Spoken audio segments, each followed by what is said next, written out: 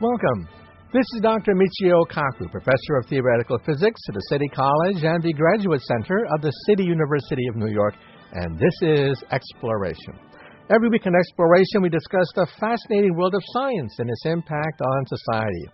Well, today, in this hour, we're going to devote the entire time to the emerging disaster at Fukushima and also its implications worldwide for the future of nuclear power and the future of global warming.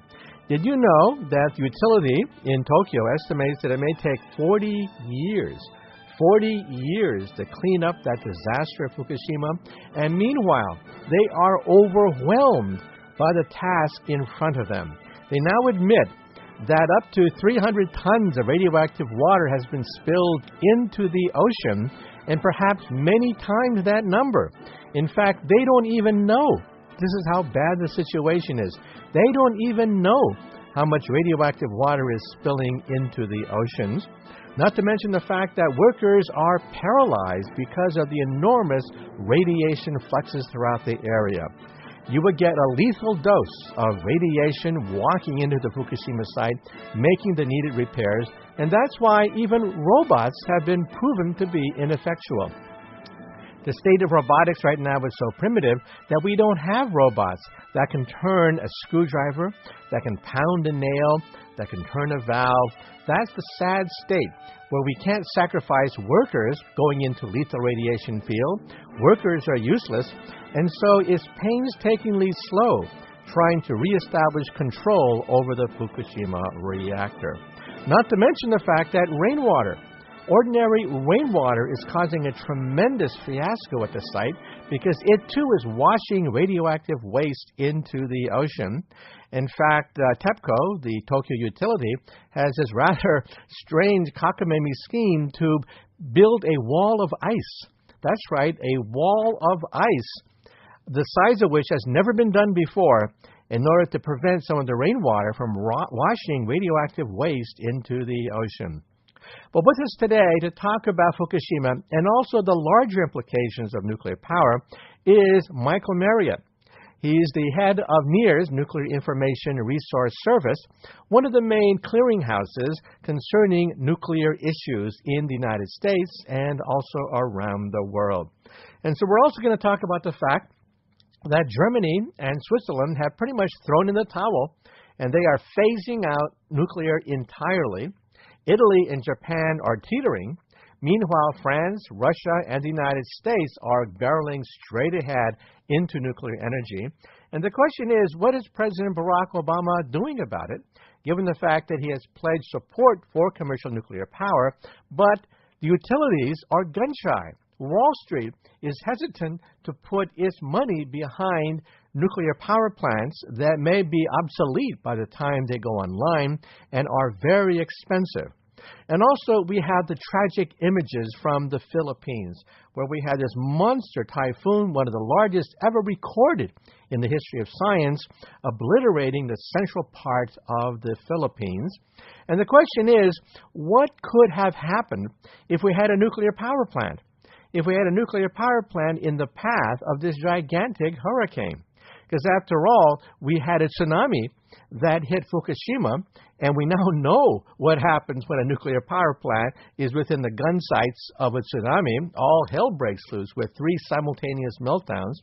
But what might have happened if we had a nuclear power plant right in the gun sights of this monster hurricane, which devastated the Philippines, causing so much human agony and suffering? Well, once again, our special guest is Michael Marriott. He's from the Nuclear Information Resource Service in Washington, D.C., and we're talking about the latest developments concerning the Fukushima reactor and what does it mean for global warming and for the history of nuclear power worldwide. Will nuclear power save us from global warming, or will it make things worse? Well, once again, our special guest today is Michael Marriott of the Nuclear Information Resource Service in Washington, D.C. And today we're talking about nuclear energy. What's the status of the Fukushima disaster? what might have happened in the Philippines if there was a nuclear power plant within the gun sights of this gigantic, monstrous typhoon. And also global warming. Will nuclear energy save us from global warming? These are the questions we're going to be asking Michael Marriott of the Nuclear Information Resource Service, one of the main clearinghouses concerning nuclear energy. Well, with us on the line is Michael Marriott of NIRS. So, Michael, first of all, tell us, what is NIRS? Well, NIRS is the acronym for Nuclear Information and Resource Service.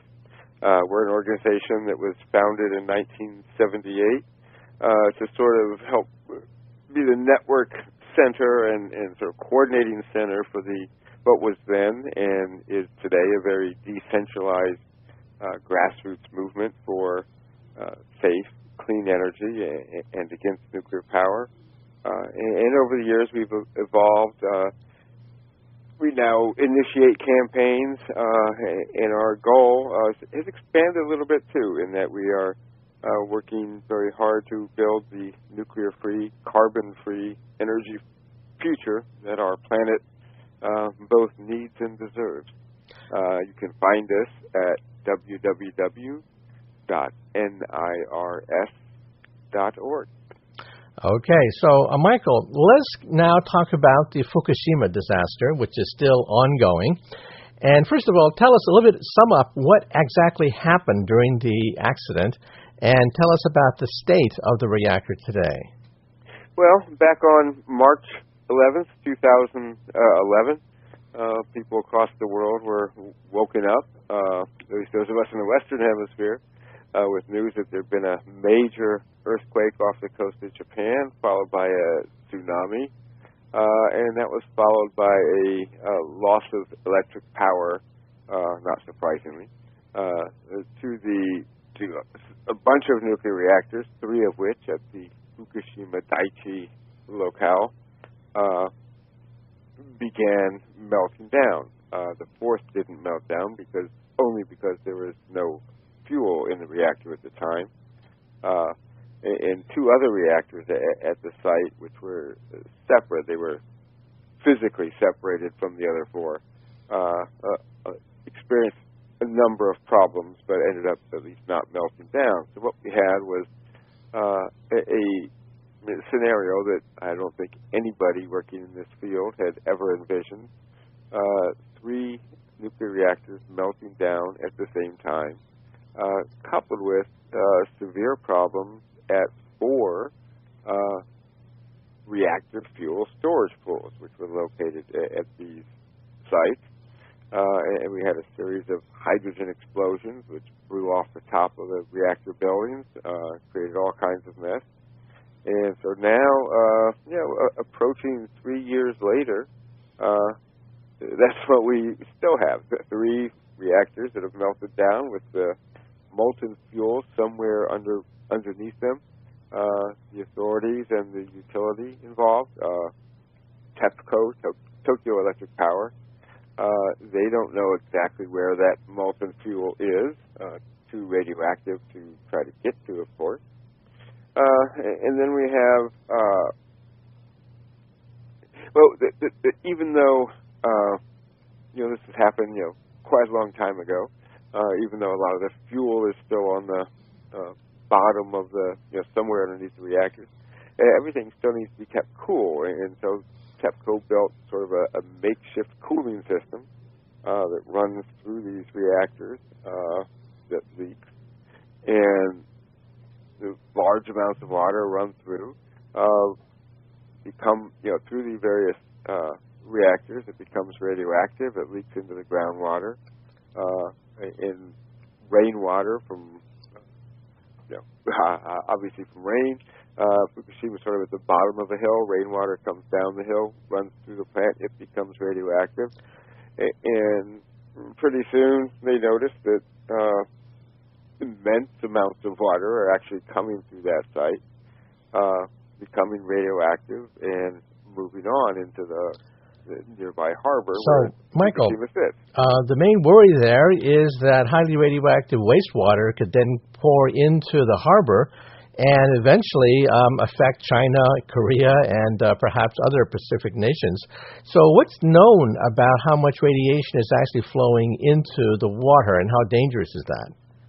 Well, it's not clear, at least to me, how much radiation we're talking about. We know how much water we're talking about. It's something like 400 million gallons a day flowing in there. The water, this is not highly molten fuel going. So the water's picking up radiation. So the radiation levels are not considered highly radioactive. But what happens is that there's a current that tends to keep the reactor, sort of a circular current in the harbor, and water tends to just sort of go around in a circle there, and the Japanese officials have used that as nothing more than an excuse, really, to argue that water and the radiation, in particular radiation, has not gone beyond the harbor. And of course, that's absolute nonsense. Water is going from there into the Pacific Ocean. Probably not as much as some people think, but certainly a lot more than the Japanese government seems to think.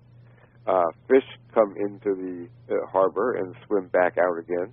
They're not really deterred by this, circular current. The other forms of sea life come in and out, and so it's very clear that, in fact, all of this, the radiation that has been coming down for the last couple of years and continues to come down is going out in the Pacific Ocean.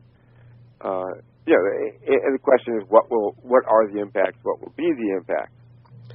Pacific Ocean is a big place, and even this amount of water is pretty small compared in volume compared to the entire Pacific Ocean. But there's certainly an effect on seafood and other factors. Now, the utility has suggested some rather unorthodox ways to contain all this rainwater. One is to build a wall of ice, that is, import lots of refrigerators to basically freeze the ground so that you build up an artificial barrier against all this rainwater, which is washing this radiation into the harbor. What are your thoughts about this? It's never been tried before on this kind of scale. Right. Well, it was actually a process I'd never even heard of before, although I looked into it a bit, and it has been used as a blocking mechanism in a few places in the world, although, as you say, in a much smaller scale. I have yet to talk to somebody who thinks this is a good idea or who thinks it will work. But obviously, when there's somebody willing to sell something, somebody will buy it, I guess. I think this idea really is more evidence that Tokyo Electric Power is in over its head. And this is a company, it's an electric utility. They made their money by selling electricity. This is not a major engineering firm, and I think that shows. And I think that's behind some of the recent efforts we've seen to bring some more international experience in to Fukushima to help out with this accident, because it's pretty clear that Tokyo Electric Power itself is floundering. Now, some people have said that if there is another earthquake, it doesn't have to be a big one, even a minor earthquake, it could tip the reactor over, and the accident can start up all over again. So what are your thoughts about the fact that earthquakes happen all the time in Japan, and it wouldn't take much to tip this reactor over? What are your thoughts? Right. Well, I'm assuming you're talking about the Unit 4 reactor there, which was the explosion that hit that reactor sort of crippled the building, sort of put it at a slant. I mean, all the reactors there are in pretty bad shape, and if you want to talk about which reactor we still believe is the most dangerous, it's Unit 3. But Unit 4 has gotten the most attention, and they have put some effort into bolstering the structure of that reactor. They had to do that for two reasons. One is that obviously the building was in is very sorry shape and noticeably leaning. Two is that they decided that that's the building because that building had not experienced a meltdown. There had been no fuel in the reactor core itself. That would be the starting point for cleanup, and so this month is when they're planning to begin removing the fuel from the fuel pool in that building. So they had to bolster it up quite a bit. They claim, they meaning the utility and Japanese authorities, claim that it could withstand at least a direct 6.0 earthquake. But I don't know if they're right or not, and I hope we don't find out. But as you say, this is an earthquake-prone place, and I think it is better to get the fuel out of this building as soon as safely possible, before the next one hits, because in Japan, you're sort of always waiting for the next one to hit. Right. In fact, just recently there was a 5.5 earthquake that rattled Tokyo. Quite a few people were shaken out of bed, in fact. It was so great. And that was just right outside Tokyo.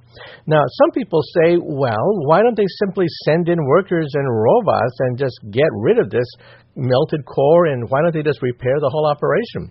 But tell us about the conditions that the workers have to work in, given the fact that it's highly radioactive, and robots have proven to be a huge disappointment. Well, yeah, I mean, these are unprecedented conditions. I mean, we've never tried. At Chernobyl, which was the major nuclear accident before this one, 1986, it exploded. The Soviet Union at the time, I mean, there were used 600,000 people. They became liquidators, and their job was to run up. They could stand up for about 15 seconds and take, and move some debris. 600,000 people, and they have been exposed to a very high risk of cancer. A lot of them have died from it since. At Fukushima, they don't have liquidators. They have utility employees and contractors and subcontractors. But yet the conditions, the radiation levels where the core is, where underneath the building, are just as comparable as Chernobyl. In some ways, it's probably harder because you've got, as we said, we had 3 simultaneous meltdowns. We've got 3 reactor cores that cannot be approached by people. And you can't even get to the core in a protective suit. I mean, you have to be away from it.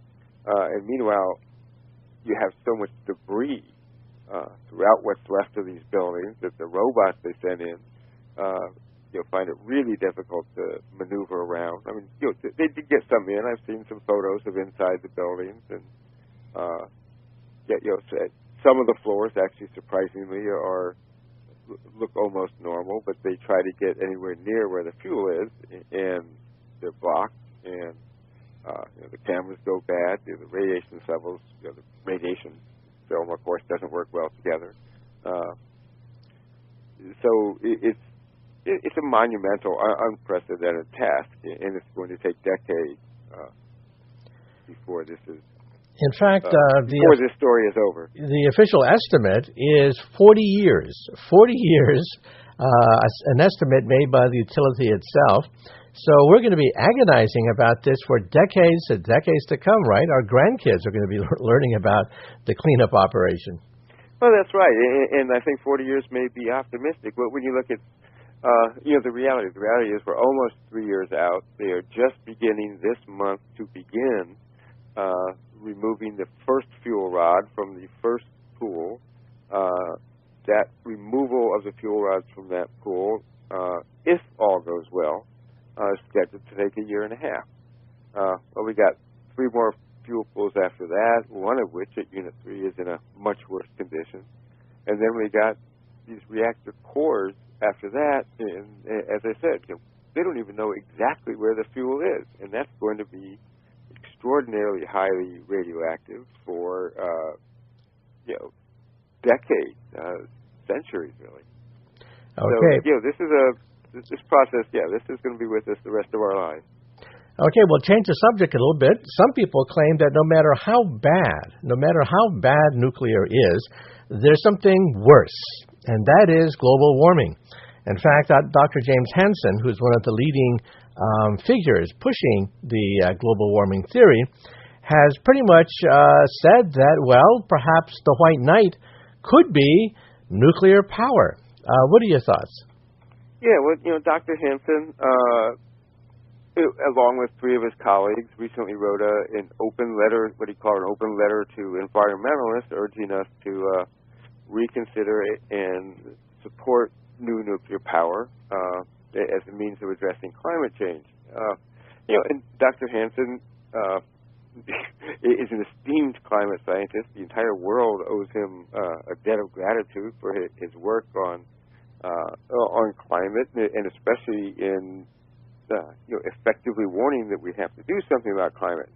But climate and energy are two different issues. They're two different areas of expertise. And unfortunately, Dr. Hansen's expertise doesn't seem to extend to energy. Nuclear power is not a solution to climate change. It never has been. Even if nuclear power were safe, let's take the safety issue off the table for a moment. Even if nuclear power didn't create radioactive waste, we'll take that issue off the table for a moment. The reality is we couldn't build enough nuclear power plants to play any kind of meaningful role in addressing climate change in any kind of time period that would matter. And that's what's so puzzling about his argument. He wants us to build a lot of nuclear reactors between, and by a lot, I mean an astonishing amount, well more than has ever been contemplated between that over the next 20 years. And what we're seeing in reality is the collapse of the nuclear power industry in the U.S. We're not seeing new reactors. We're seeing new reactor projects abandoned. In fact, just yesterday in Texas, 2 more proposed new reactors that were supposed to be part of this nuclear renaissance that was supposed to begin, around 2008, 2009. 2 more reactors in north central Texas were canceled. The nuclear renaissance, at one point, there were plans to build more than 30 new reactors in this country starting this decade. We're down to 4. And the utilities are realizing that they don't want nuclear power. They can't afford nuclear power. On an economic basis, nuclear power can no longer compete. And we're seeing that not only with new plants, which we knew were extraordinarily expensive, but even operating plants. In 2013 alone, we've had 5 reactor shutdowns of operating reactors. That's unprecedented. We've never had that in 1 year before. And we believe, NEARS believes, and a lot of other people believe, in fact, even Forbes magazine last week had an article on this, that this is a trend that's going to accelerate. We're going to see more reactor shutdowns next year and the year after that. The nuclear industry is getting smaller, not bigger. Now, Dr. Hansen espouses new types of reactors, generally something called small modular reactors and integral fast reactors. These are reactors that exist on paper and in laboratories. They don't actually exist in the real world. There's never been a full-scale prototype built. And the idea that we are somehow going to take these reactor designs that exist on paper and in somebody's lab and build hundreds, if not thousands of them before the mid-century, when we have competing fuels that are much, much cheaper and just as clean, if not cleaner, than nuclear power, just makes no sense. And by just as cleaner, I'm talking about solar and wind. Okay, now, Michael, given the fact that well-known individuals are now jumping into the fray, Bill Gates recently jumped into this debate as well, talking about backyard nuclear power plants. Instead of having a chicken in every pot and a car in every garage, he wants to have a nuclear power plant in everyone's backyard. So explain the logic behind backyard nukes. Well, the belief is, and Bill Gates, this is another version of the small modular reactor. The idea behind them is that if you make them, relatively small, and of course, they are much bigger than backyard. But if you make relatively small and you can make them modular, meaning that they can be cranked out in a factory instead of fully custom built at a site, that maybe you can make them cheaper. But the problem is the reason reactors got so large to begin with was, the well-known phrase economies of scale. The early reactors built in this country and everywhere else were very small, and the utilities quickly realized that they couldn't build them small and economically, so they ramped up the size. And the same factor is going to hold. Seems like it's going to hold true now, and I say seems like because again, these reactors don't actually exist. They're dreams on paper, and they're also too late because when we want to talk about backyard power sources, well, we have them. It's called rooftop solar, and there's a rooftop solar system being installed in this country every 4 minutes now. 2013. In 2 years, that's going to be every 90 seconds. We're going to have a new rooftop solar unit going up in this country. Well, that concludes the first part of Exploration. Once again, this is Dr. Michio Kaku, Professor of Theoretical Physics at the City College and the Graduate Center of the City University of New York. And our special guest is Michael Marriott of the Nuclear Information Resource Service in Washington, D.C., and we are talking about the future of nuclear energy, given the tragedy in Fukushima. And the question is, should we proceed with nuclear energy, given the fact that the accident at Fukushima is not over? It's still leaking radioactive water right into the ocean. And some small earthquake could literally tip it over. And then what about global warming? Will nuclear energy save us from nuclear warming, or will it simply make things worse? Find out in the second half of Exploration as we continue a discussion about the future of nuclear energy. Welcome. This is Dr. Michio Kaku, Professor of Theoretical Physics at the City College and the Graduate Center of the City University of New York, and this is the second half of Exploration. In the first half of Exploration, we introduced Michael Marriott of the Nuclear Information Resource Service. And in the second half of Exploration, we're going to ask the question, will nuclear energy save us from global warming? Well, first of all, when you first site a nuclear power plant, you have to do an environmental impact statement. And for the most part, there are honest engineers and scientists who say that, well, if an earthquake were to hit this area, would the nuclear power plant survive? The problem is, these well-meaning scientists and engineers don't really take into account the maximum credible scenario. Take a look at a gigantic tsunami that hit Japan, generated by a 9.0 earthquake. That kind of earthquake is off scale. They never considered the fact that a monstrous 9.0 earthquake, one of the largest ever to hit our shores, would create a tsunami which would overwhelm all the safety systems at Fukushima, causing a meltdown in simultaneously three nuclear power stations.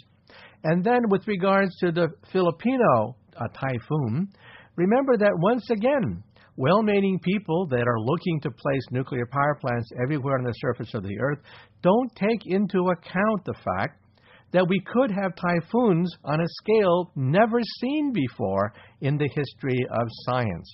In fact, if you take a look at the typhoon that hit the Philippines, you realize that it was not the wind that caused so much damage.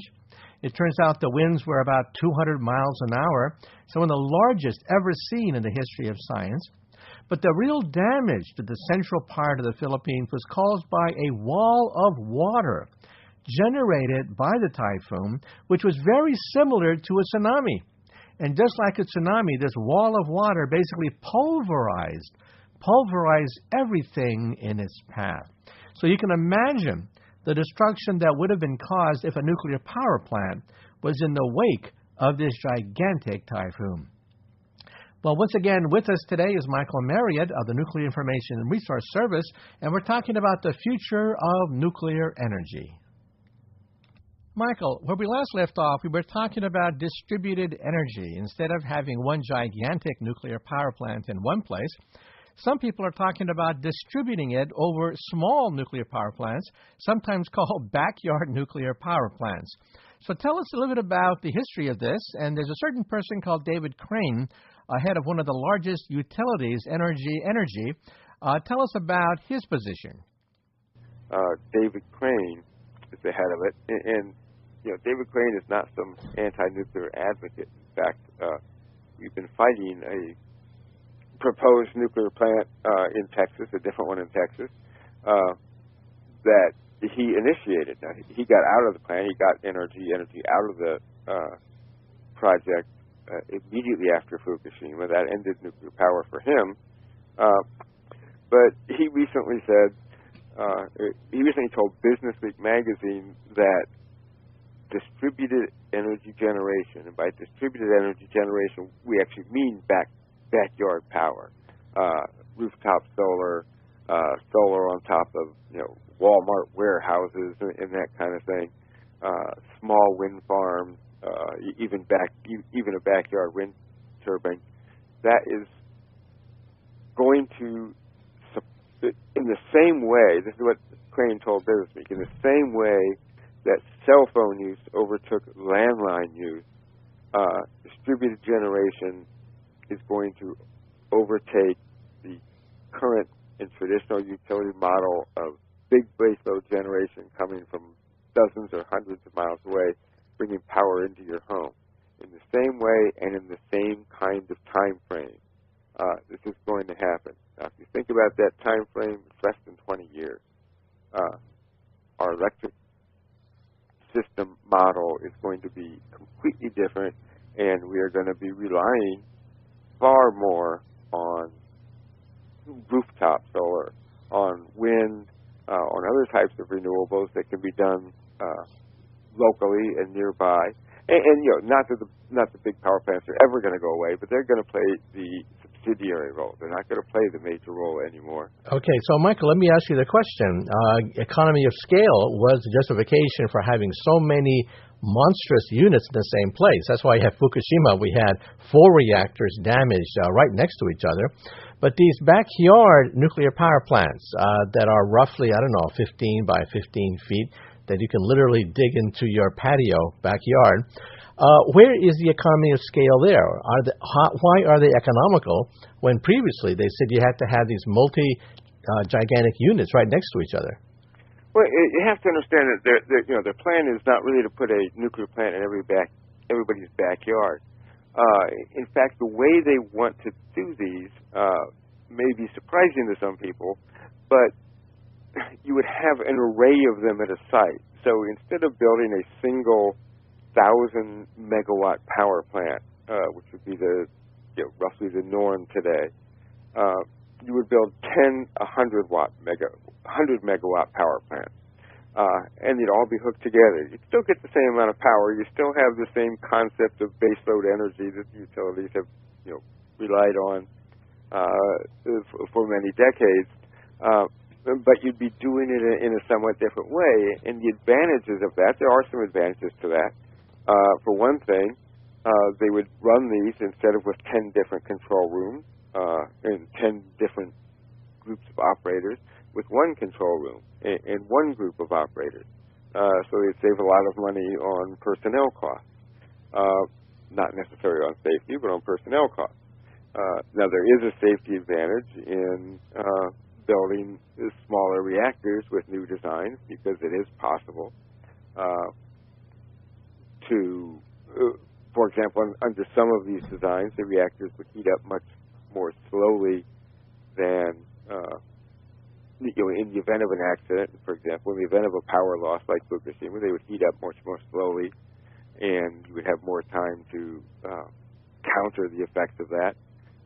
So there are some built-in advantages to it, not enough, in our view, to overcome the disadvantages, and not enough, again, in our view, for us to believe that they can ever be economically competitive with a renewables industry that, where prices have been just absolutely plunging over the past decade, and we see no reason that they're not going to continue to fall. Okay, so Michael, let's now talk about the larger international situation. Nuclear power is going to be phased out in Germany and also in Switzerland. They've had it. They've thrown in the towel. However, nuclear power is still thriving in France, Russia, and the United States. So tell us a little bit about what President Barack Obama is doing, because he is an announced pro-nuclear advocate. Well, the international situation certainly, changed after Fukushima. As you mentioned, Germany and Switzerland have gone anti-nuclear. And Germany, in fact, has gone further than that, because they're not only closing their nuclear power plants, but they also have an avowed goal of going 100% renewable by mid-century or so. And they're working toward that, and it's a bumpy road to that end, but they certainly are well on their way. Italy, another country that has rejected nuclear power. Austria is another country. Ireland. So you have a big section of Western Europe, at least, that has rejected nuclear power. On the other hand, the biggest growth in nuclear power right now is in Asia. China, India are both actively building new reactors. Although they've had a big setback in Korea, which was one of the most pro-nuclear countries in the world just until recently, where over the past year they've had this immense scandals caused by the discovery of counterfeit parts being used at Korean reactors, meaning safety-related reactor parts that were not what they were supposed to be, not of nuclear grade. And there's been a big scandal. It shut down some Korean nuclear plants, and that, coupled with Fukushima, has caused a rethink there about nuclear power. Here in the U.S., President Obama's signature move on nuclear power was an $8.3 billion loan guarantee that he announced personally back in February of 2010. So well over 3 years ago, and that was to provide a taxpayer loan to the Southern Company to build 2 new reactors in Georgia at the company's Vogtle site. So here we are, almost 2014. That loan has still not been granted. There have been 5 extensions of the loan, and it's because the loan has to be, the terms of the loan have to be approved by the Department of Energy, which was the lead organization in the loan. They have to be approved by Southern Company itself, of course, and they have to be approved by the White House's own Office of Management and Budget. And what Southern Company has been looking for, what they want, is a sweetheart deal.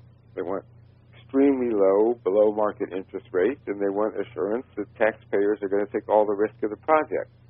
The Office of Management and Budget, to its credit, hasn't been willing to give them that, and so the loan is sitting now, hasn't been granted, and we've actually heard from inside the White House that they kind of wish the president had never gone out and made that loan offer. So we'll see what happens with that. We're actively fighting it, have been for years. Just tried to deliver 22,000 plus petition signatures against the loan this past week to the Department of Energy, and instead of accepting the petitions to give to Secretary Moniz, they were seized as a security threat. We tried to document the delivery by taking a photo. Security was called, and we were forced to delete the photo from our camera. So, the Department of Energy clearly is a little touchy about the issue. But unfortunately, the company involved, Southern Company, does have an out because they are building those two. Those are two of the four reactors that comprise the nuclear renaissance at this point. They're building this reactor because they are able, under state law, and this is not a law available in most states, but in Georgia, the ratepayers are basically being used as a bank for the Southern Company. In other words, Southern Company is collecting money to build these reactors that every time ratepayers in Georgia pay their electric bill.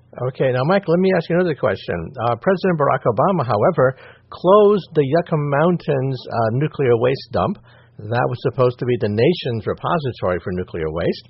But now that it is basically closed, where are we going to put the nuclear waste? Well, that's certainly the question of the day. And the answer is we don't know. There is currently legislation in the Senate Energy Committee, a bill called S-1240, that begins, and with the emphasis on begins, to answer that question, it would set up a new agency to deal with the issue. They would take the radioactive waste issue away from the Department of Energy, which has not done a good job of handling it over the past decade. They would set up a new and so far not particularly defined consent process for communities that would find themselves with a proposal for a nuclear waste dump in their communities. There would have to be some sort of consent. It's not clear yet what consent means. And it would set up what we are most concerned about is centralized interim storage of radioactive waste. And what that means is that they would take the waste from the existing reactors, from the dry casks that the waste sits in, and in some cases fuel pools, and move it to a centralized place that was just chosen not on any kind of safety grounds, not because it's a good place to put the waste, but because they can't think of anywhere else to put the waste, and the utilities want it off their property. The unfortunate reality is that such a place likely would become a de facto permanent waste dump, because nobody wants a permanent waste dump, and if somebody moves all the waste to somewhere anyway, there'll be a lot of pressure to make that a de facto waste dump. And if a permanent repository does come along at some point, then you got to pack all the waste up and move it again, which makes no sense either. We've called the entire concept mobile Chernobyl. The waste is most dangerous when it's moving. While there are some potential problems while the waste is sitting at the reactor site, those are dwarfed by the potential problems of waste moving 60 miles an hour down a railway or highway. So the transportation of this waste is highly problematic, and yet that's the best concept they've come up with so far. So there really is no long-term plan for nuclear waste in this country then. That's what you're saying, huh? That's exactly what I'm saying. The best that we have right now is the idea that we'll create a new agency and set up a new process. We're not much further along than that. And of course, the likelihood that even this bill is going to pass the Congress is slim, because we have That's been on the Senate side. On the House side, where the Republicans are in control, they can't seem to give up on Yucca Mountain, and their interest is in passing a bill to restart the Yucca process, reopen Yucca, regardless of the fact that no bill like that is ever going to get through the Senate, as long as the majority leader is Harry Reid from the state of Nevada, who's made his entire career opposing this project and opposing it pretty darn successfully. Okay, and also let me ask you about the economic and political dimensions of this. Some people say that Wall Street, which you would assume to be pro-nuclear, is actually very ambivalent around nuclear, because when you look at the numbers, nuclear power is still very expensive, and given the fact that there's a lot more natural gas through fracking and also the shale oil, the noose around America's neck is not quite so tight.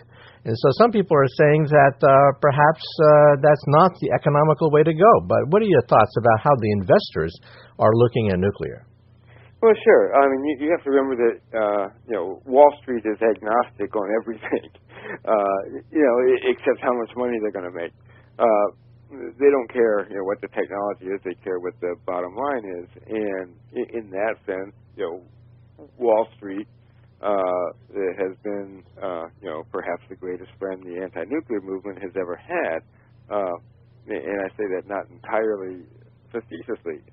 The reason President Obama had to announce a taxpayer loan for new reactors in Georgia was because of fears that they wouldn't be able to raise money any other way. That's the reason the entire loan program was established back in 2005 under the Bush administration.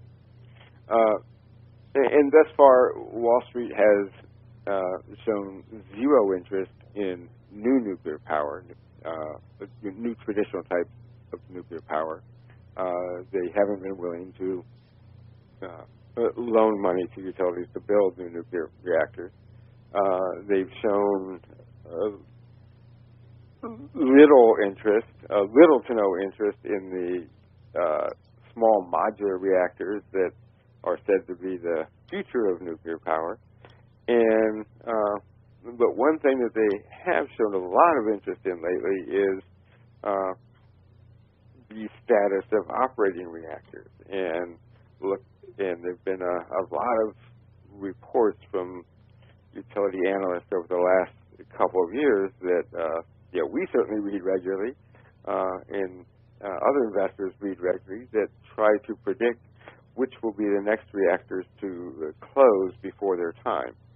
And that's sort of where Wall Street is right now. It's not about building new reactors; it's trying to get out of existing reactor projects and before they fall apart. It's a real shift, and it is just another indication, I think, that the nuclear power industry is beginning what will be a somewhat long-term collapse, but perhaps shorter than we might have thought, even 5 or 10 years ago. The nuclear industry is stumbling toward its end, and it's going to be replaced. Okay. And we have a real shot at building the nuclear-free, carbon-free future that we've been fighting for so long. Okay, now also we mentioned the backyard nuke. However, about 5 years ago, there was a big propaganda push to try to get a new generation of gas-cooled reactors and using different kinds of cooling methods rather than looking at water, the inherently safe nuclear power plant. Then Fukushima happened, but what's happening now? Are the utilities putting forth a new generation of large reactors that are based on gas, that are based on technology rather than fuel rods, but pebbles perhaps? What's happening with that so-called renaissance? Right. You're talking about what's usually called the pebble bed modular That's reactor. Right. Mm-hmm. And they actually, there was at one point some momentum in South Africa to try to get one of those built. That seems to have faded. One of the companies involved in that project was Exelon, which is the largest nuclear utility in the United States. We haven't seen any interest among utilities in the United States of actually building any of these kinds of reactors, inherently safe or not. And even if there were, again, these would be too far away, because you have to understand that to build a new design reactor, you have to first get a design certification from the U.S. Nuclear Regulatory Commission for a reactor that is, known, relatively known to the NRC. In other words, it's one of either a pressurized water reactor or a boiling water reactor, which are the two types we use in this country today. That certification process takes about 4 to 7 years. For a new design, it's completely new that they've never dealt with before. And I can tell you, I can raise 10 questions about the pebble bed reactor, right off the top of my head after studying it, ever so slightly a decade ago. There's a lot of questions to raise about these kinds of reactors, and the certification process is going to take, a decade. And utilities, and with no utility saying, hey, we want to build these if you can get that certified, there's no incentive for them to go ahead and spend all that effort to get the certification. You got to have a customer before you're going to spend the kind of money and effort it takes to go through the process. And the process is pretty rigorous, and it should be for nuclear power plants. So there's just no impetus.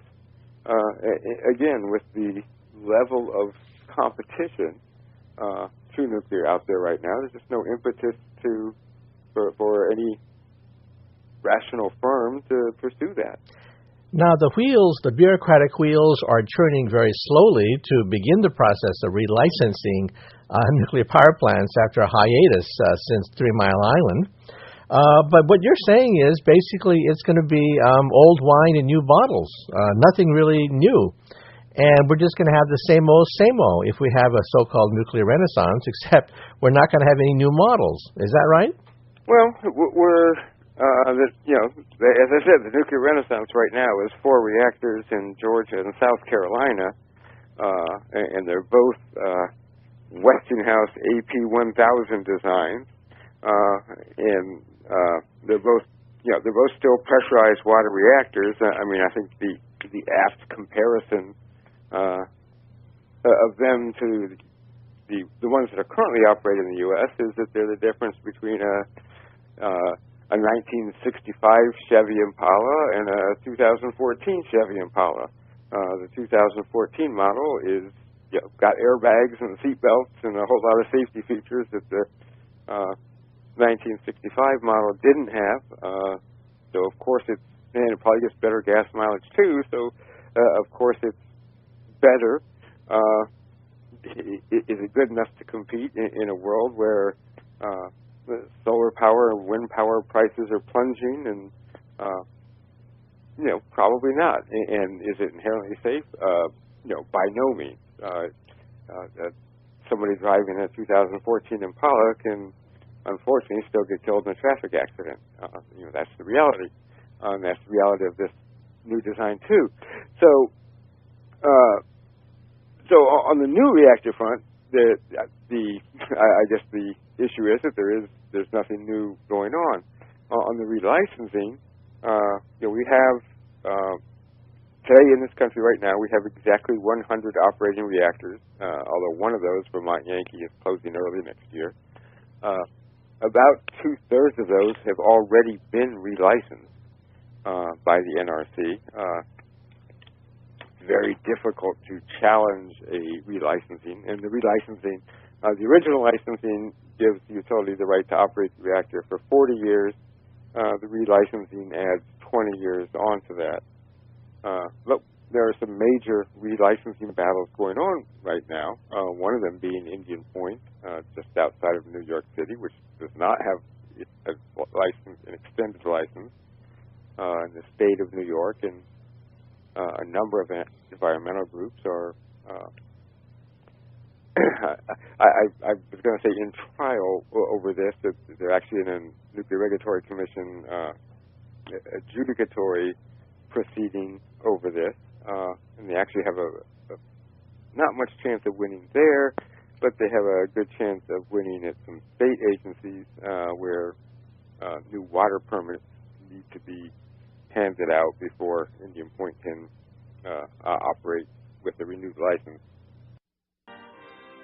Well, I'm afraid that's it for exploration. Once again, this is Dr. Michio Kaku, Professor of Theoretical Physics at the City College and the Graduate Center of the City University of New York, and this is Exploration. And if you want a copy of today's program, call the Pacifica Program Service at 1-800-735-0230.